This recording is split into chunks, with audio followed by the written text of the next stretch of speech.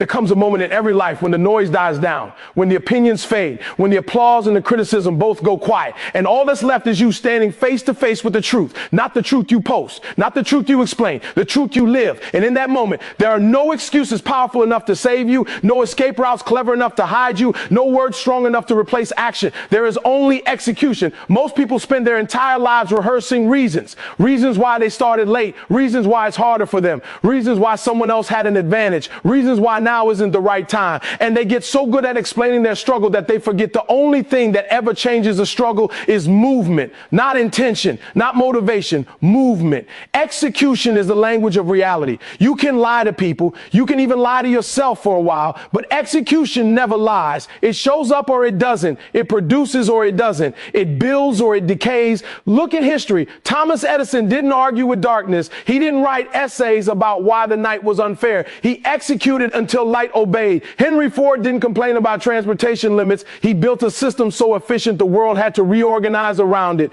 Walt Disney was fired for lacking imagination, yet he executed on a vision so vivid it outlived him. These weren't superhuman men. They were men who decided excuses were more expensive than effort. Execution begins in the mind because every result you see around you was first a private decision. Long before Lincoln stood at Gettysburg, he stood alone with doubt and decided the Union was worth fighting for. Long before Carnegie built steel empires, he built discipline in thought, refusing to accept small thinking as permanent residence. Your life right now is a physical reflection of your dominant thoughts, not your occasional dreams, your dominant ones, the thoughts you return to when no one is watching. Belief is not positive thinking. Belief is alignment. It is when your thoughts, your habits, and your actions move in the same direction without negotiation. Most people say they believe in success, but their routines worship comfort. They say they want greatness, but their discipline bows to convenience. That inner contradiction is where dreams go to die quietly. Execution demands honesty, brutal honesty. It asks one question every morning: what am I willing to do today that proves what I say I want? Clarity sharpens execution.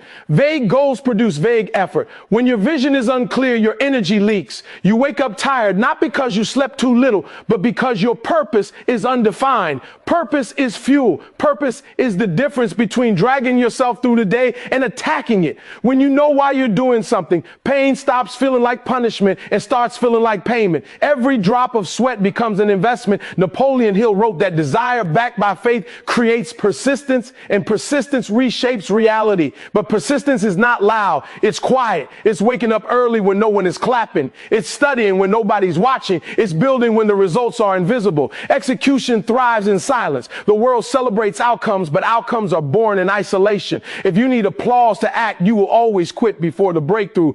Discipline is not punishment. It is self-respect in motion. When you keep promises to yourself, you build trust with yourself. And when you trust yourself, confidence becomes unshakable. You no longer need validation because you know what you're capable of. Most people try to feel confident before they act. Execution flips the order. You act first. Confidence follows. There will be days when motivation is gone, days when the vision feels distant, days when the weight of responsibility presses on your chest. That's not a sign to stop. That's the price of growth.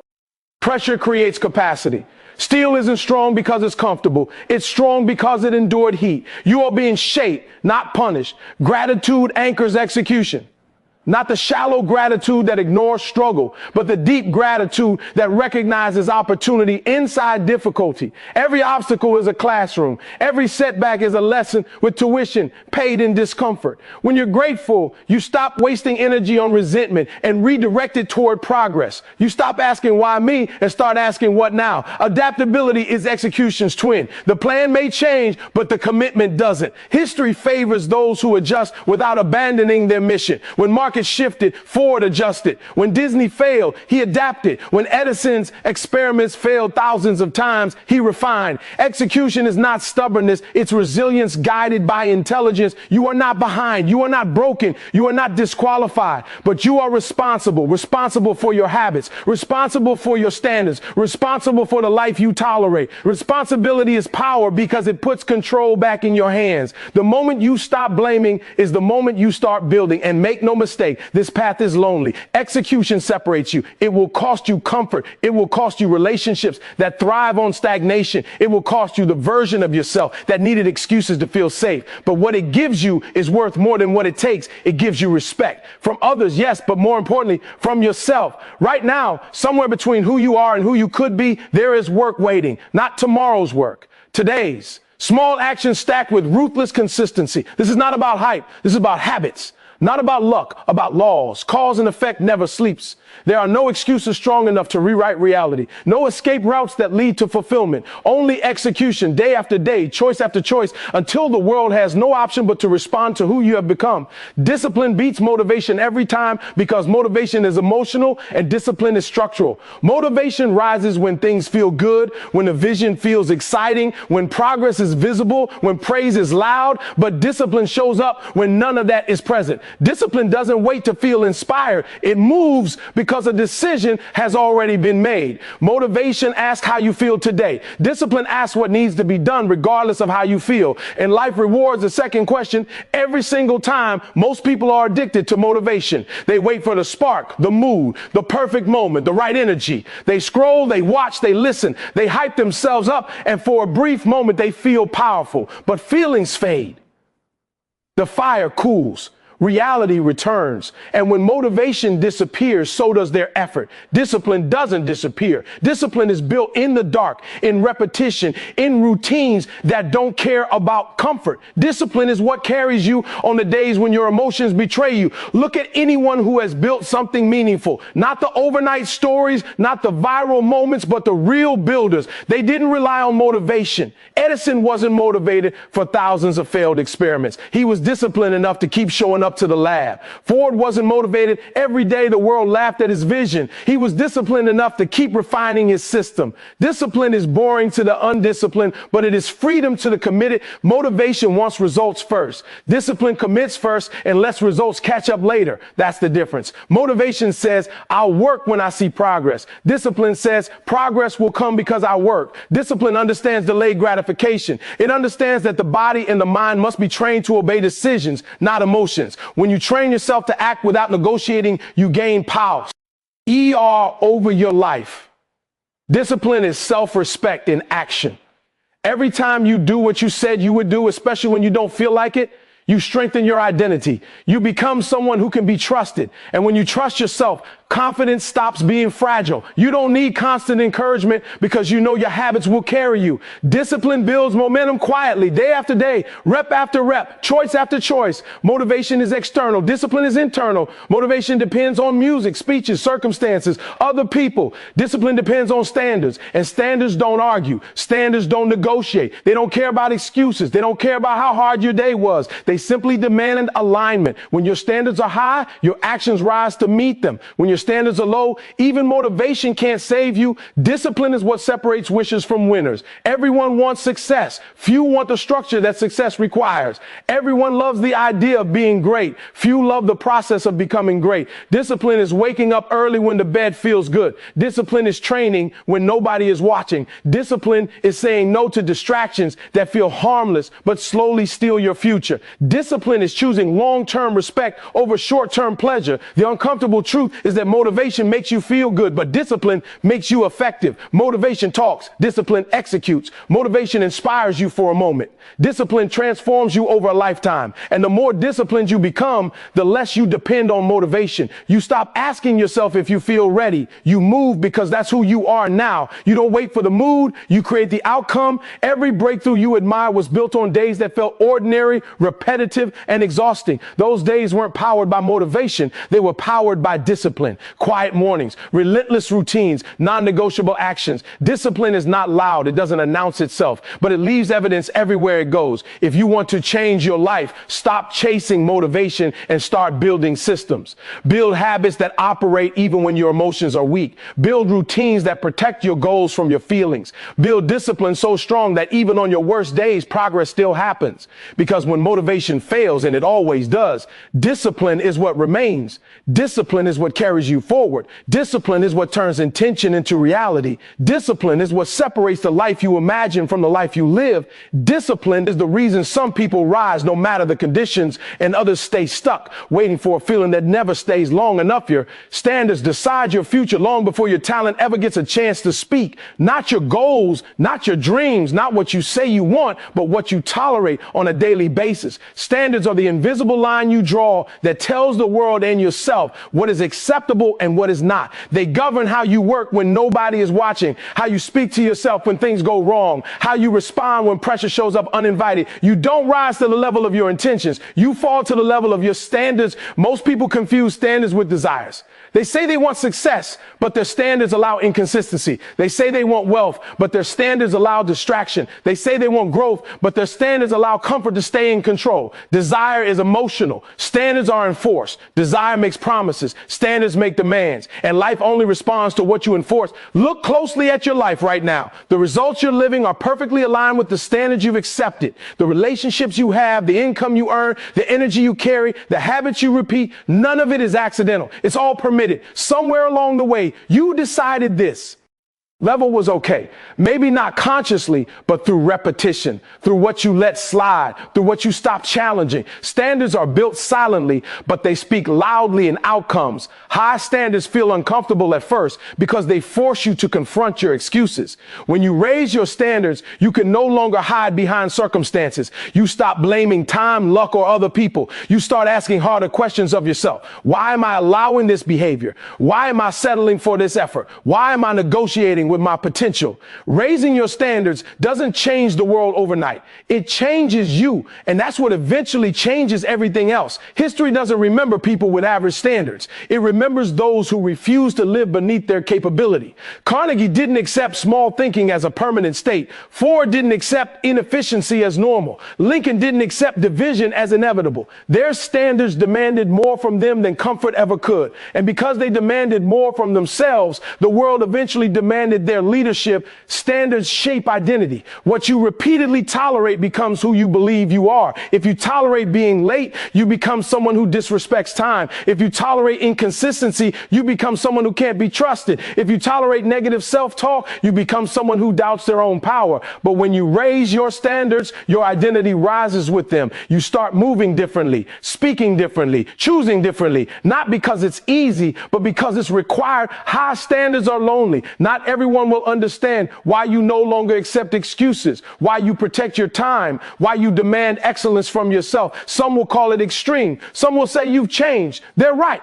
You have. You changed the rules you live by. You stopped letting emotions dictate effort. You stopped letting comfort define your ceiling. You decided that average was no longer an option. Your future is listening to what you allow today. Every habit is a vote. Every decision is a direction. Every time you choose discipline over comfort, focus over distraction, action over excuses, you reinforce a higher standard. And standards compound. Slowly at first, then all at once. One day you look around and realize you're living a life that once felt out of reach, not because you were lucky, not because it was handed to you, but because you refused to accept anything less than what you were capable of becoming. Because you made a decision that the version of you who settles was no longer allowed to run your life. Because from that point forward, your actions were governed by a higher level of expectation, a higher level of responsibility, a higher level of self-respect. And every day after that, your future began to move in a different direction, driven by the standards you chose to live by. Responsibility makes you dangerous because the moment you stop blaming, you start controlling outcomes. Blame keeps you weak. Excuses keep you dependent. Responsibility hands you power. And power in the hands of a disciplined individual is something the world has always respected and feared. When you accept full responsibility for your life, you remove every external crutch you once leaned on. You stop waiting to be saved. You stop waiting to be understood. You stop waiting for conditions to improve. You become the condition. Most people avoid responsibility because it feels heavy. It exposes your choices. It forces you to look in the mirror without filters. It removes the comfort of saying, it's not my fault. But that comfort is expensive. It costs you growth. It costs you progress. It costs you your future. Responsibility is uncomfortable at first, but it's the gateway to freedom. The more you own, the more you control. The more you control, the more dangerous you become. Dangerous doesn't mean reckless. Dangerous means C.A. Pable. It means you don't panic when things go wrong because you know you can adapt. It means you don't crumble under pressure because you've trained yourself to respond instead of react. It means when obstacles appear, you don't complain, you calculate. Responsibility sharpens the mind. It forces you to think in solutions instead of stories. Look at every individual who changed history. They didn't wait for permission. They didn't hide behind circumstances. They took responsibility far beyond what was required. Lincoln took responsibility for a divided nation when it would have been easier to walk away. Ford took responsibility for inefficiency in transportation when most accepted it as normal. Edison took responsibility for failure instead of calling it bad luck. Responsibility made them dangerous because it made them proactive instead of passive. When you take responsibility, your language changes. You stop saying they didn't give me a chance and start saying I'll create my own opportunity. You stop saying I wasn't taught and start saying I'll learn. You stop saying that's just how I am and start saying I can change. This shift is subtle, but it's seismic. It turns victims into builders. It turns observers into leaders. Responsibility also exposes your standards. You realize that everything you tolerate is a choice. The habits you repeat, the relationships you maintain, the level of effort you give, none of it is accidental. And once you see that, you can't unsee it. You either raise your standards or accept your results. Responsibility removes the illusion that life is happening to you and replaces it with the truth that life is responding to you. Being responsible means you stop outsourcing your confidence. You don't need constant reassurance because your self-belief is rooted in action. You know what you've done. You know what you're capable of handling. You've seen yourself push through discomfort. That's where real confidence comes from, not words, not hype. Proof. Responsibility gives you proof. It also demands discipline. Because once you accept responsibility, excuses sound hollow. You can't lie to yourself anymore. You know when you're slacking. You know when you're avoiding the work. Responsibility removes the escape routes. And that's why most people run from it. But those who embrace it gain something rare. They gain momentum. They gain clarity. They gain respect first from themselves, then from others. A responsible person doesn't wait for motivation. They move because they've committed. They don't wait for perfect conditions. They work with what they have. They don't complain about the weight of their life. They build the strength to carry it. Responsibility turns pressure into purpose. It turns struggle into strategy. When you fully accept responsibility, you become dangerous to your old limitations, dangerous to your past habits, dangerous to every version of yourself that's settled. You no longer negotiate with weakness. You don't argue with reality. You adapt, adjust, and execute. And the world responds differently to someone who owns everything, someone who doesn't flinch when things get hard, someone who doesn't waste time explaining why something can't be done, someone who understands that responsibility is not a burden but a weapon. Because once you accept that your life is in your hands, every decision becomes intentional, every action becomes sharper, every setback becomes information, and every day becomes an opportunity to prove that you are no longer waiting for change. You are the one creating it through the weight you are willing to carry and the responsibility you refuse to put down. Average ends where commitment begins because average lives in convenience and commitment lives in decision. Average waits for conditions to feel right. Commitment moves even when everything feels wrong.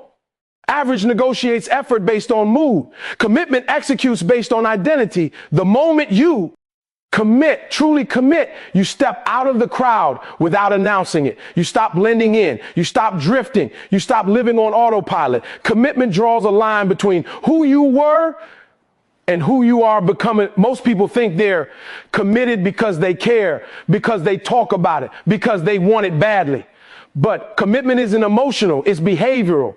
Commitment is proven in what you do when the excitement fades, when the progress slows, when the results don't show up on schedule. Average people quit in those moments because average is addicted to feedback. Commitment doesn't need applause, it needs alignment. When your actions align with your decision, commitment takes over. Average feels safe. It blends in, it hides behind numbers. Average says everyone does it this way and uses that as permission to stay small. Commitment doesn't ask what everyone else is doing. It asks what the mission requires. And that question changes everything. Commitment demands sacrifice, time, comfort, distractions, relationships that don't support growth. Average avoids sacrifice and calls it balance. Commitment understands that balance is earned after discipline, not before it. History doesn't move forward because of average effort. It moves because someone committed beyond reason. Lincoln stayed committed when the nation was tearing itself apart. Edison stayed committed when failure stacked higher than success. Carnegie stayed committed when opportunity required leaving everything familiar behind. Commitment isn't glamorous in the beginning. It's isolating. It's repetitive. It's misunderstood, but it's powerful. When you commit, your standards change. What you tolerate changes. How you spend your time changes. How you speak to yourself changes. You stop asking, do I feel like it? And start asking, what does this version of me do next? That shift is subtle but permanent. Commitment rewires identity. You stop trying to become disciplined and start acting disciplined. You stop chasing confidence and start producing evidence. Average people rely on motivation. Commitment builds systems. Average waits for inspiration. Commitment creates structure. Structure removes decision fatigue. Structure removes excuses. Structure makes progress inevitable. When you're committed, you don't need to feel ready. You don't need to feel confident. You don't need to feel inspired. You move because movement is no longer optional. Commitment exposes weakness, and that's why most people avoid it. It forces you to see where you've been lying to yourself, where you've been cutting corners, where you've been choosing comfort over growth. Average protects ego. Commitment destroys it and replaces it with competence. It humbles you, then strengthens you. It demands consistency when you'd rather disappear. There is a loneliness to commitment. You'll outgrow rooms. You'll stop fitting into conversations that revolve around excuses, gossip, and limitation. Some will say you've changed. They're right. You have. You've stopped being casual about your life. You've stopped treating your potential like a suggestion. You've decided that average effort can no longer be trusted with your future. Commitment creates momentum. Small actions done daily start compounding. The work gets sharper. The focus gets deeper. The distractions lose their grip. What once felt impossible becomes routine. What once felt heavy becomes normal. That's how average ends, not in a dramatic moment, but in a series of quiet decisions to show up again and again. Average ends the moment commitment removes the escape routes, when quitting is no longer an option, when excuses no longer sound convincing, when discipline becomes your default setting. Commitment doesn't ask if it's hard. It assumes it will be, and it moves anyway. That's the difference. Average looks for reasons to stop. Commitment looks for ways to continue. And once that switch flips, once commitment takes full control, there is no going back to the comfort of excuses, no return to the safety of potential, no hiding in the crowd anymore, because the work now demands you, the vision now owns you, and the person you are becoming refuses to live at a level that no longer matches the decision you have already made to give everything you have to the process every single day, regardless of how it feels. Average ends where commitment begins, because average lives in convenience and commitment lives in decision. Average waits for conditions to feel right.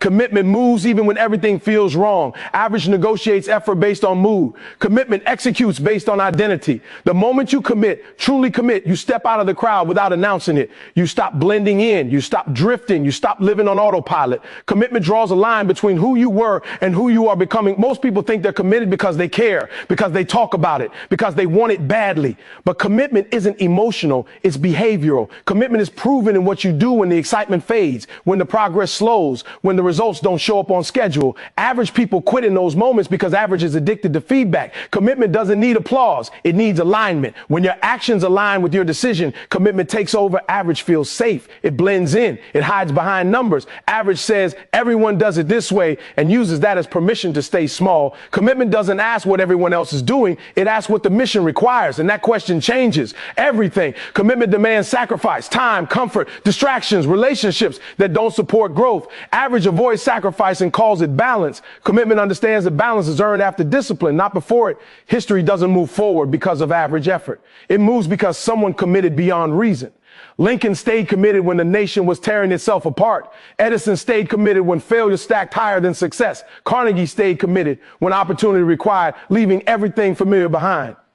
Commitment isn't glamorous in the beginning. It's isolating. It's repetitive. It's misunderstood. But it's powerful. When you commit, your standards change. What you tolerate changes. How you spend your time changes. How you speak to yourself changes. You stop asking, do I feel like it? And start asking, what does this version of me do next? That shift is subtle but permanent. Commitment rewires identity. You stop trying to become disciplined and start acting disciplined. You stop chasing confidence and start producing evidence. Average people rely on motivation. Commitment builds systems. Average waits for inspiration. Commitment creates structure. Structure removes decision fatigue. Structure removes excuses. Structure makes progress inevitable. When you're committed, you don't need to feel ready. You don't need to feel confident. You don't need to feel inspired. You move because movement is no longer optional. Commitment exposes weakness. And that's why most people avoid it. It forces you to see where you've been lying to yourself, where you've been cutting corners, where you've been choosing comfort over growth.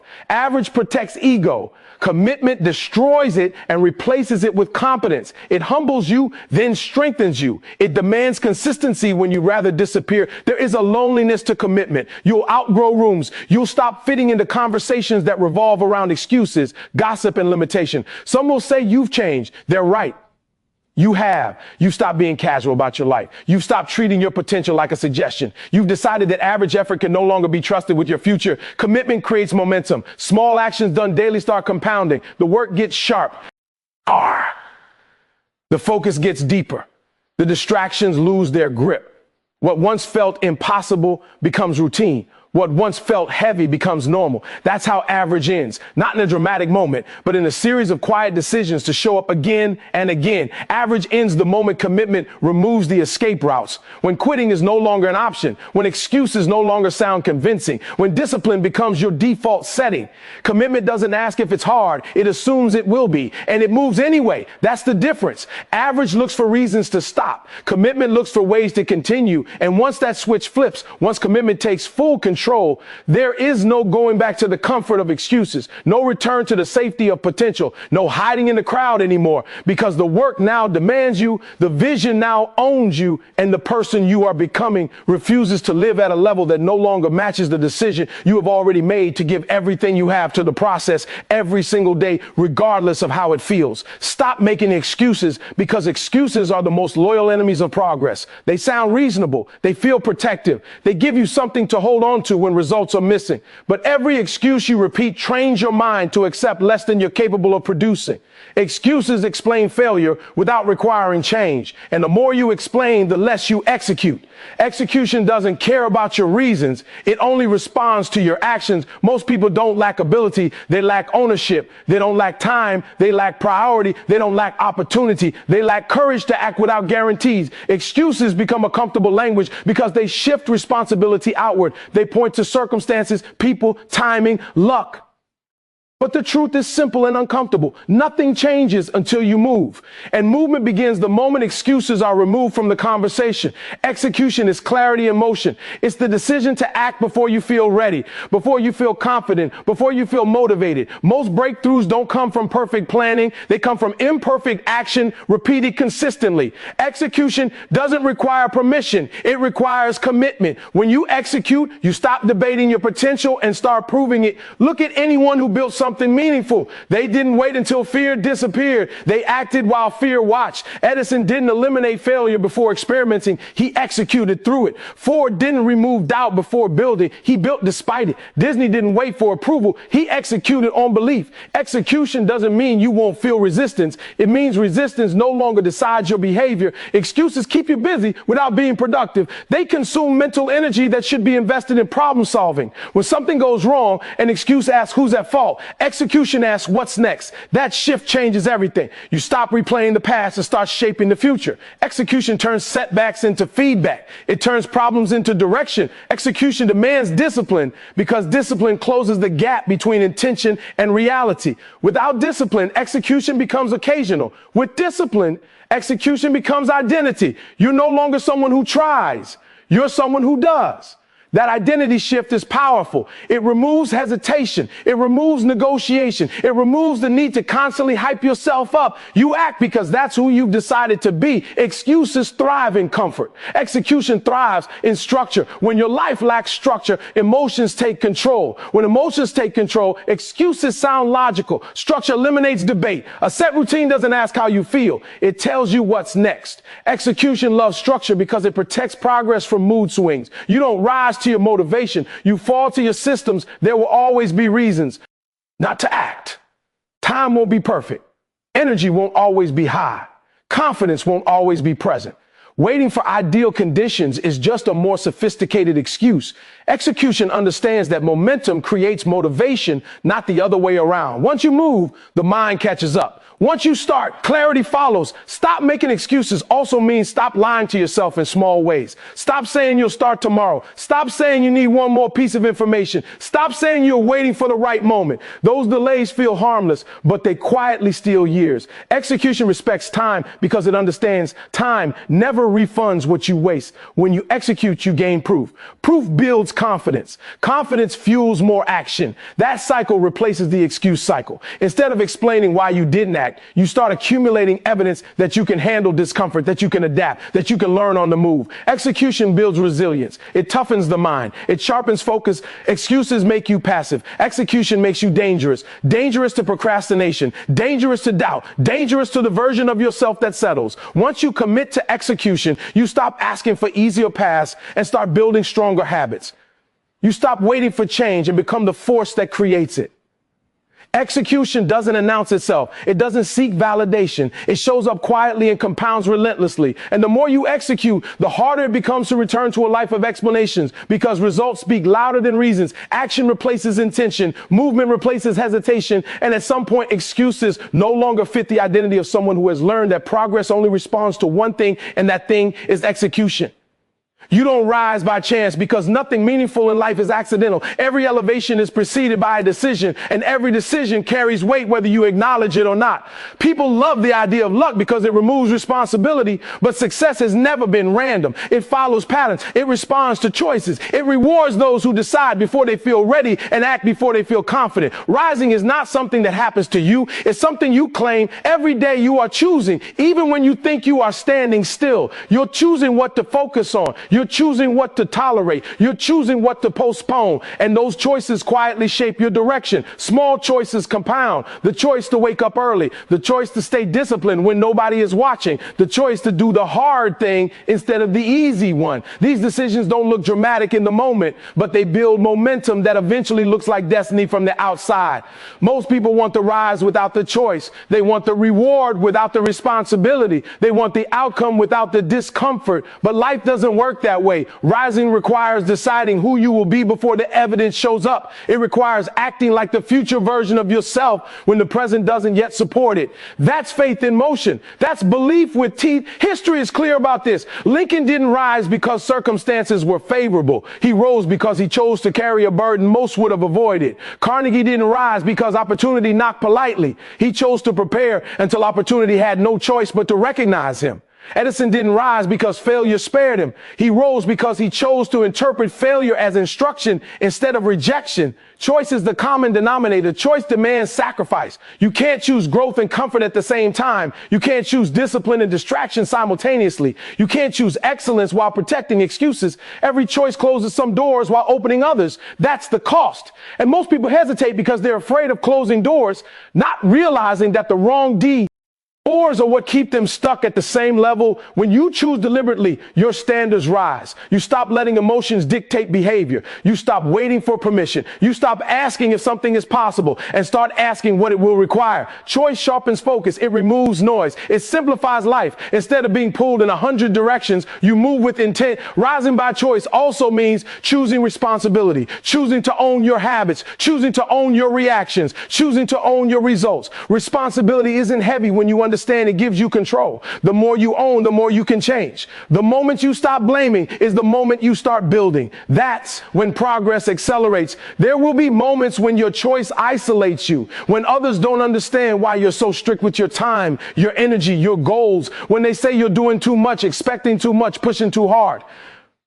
But rising has always required separation. You can't elevate while clinging to everything that keeps you comfortable. Choice demands courage, and courage rarely blends in. Rising by choice also means choosing consistency over intensity. One powerful decision means nothing without follow through. It's the daily recommitment that creates results. Choosing again and again, especially on the days when nothing feels rewarding. That's where character is built. That's where identity is formed. You don't become strong in moments of ease. You become strong when you choose discipline under pressure. The world responds to those who choose decisively, who move without constant reassurance, who don't need perfect conditions to act. When you choose your path and commit to it fully, opportunities start aligning, not because the world owes you, but because clarity attracts momentum. Indecision repels it. You don't rise because someone believed in you. You rise when you believe in your decision enough to act on it. You don't rise because the timing was right. You rise because you made the timing right through action. Every level you admire was reached by someone who chose discomfort over regret,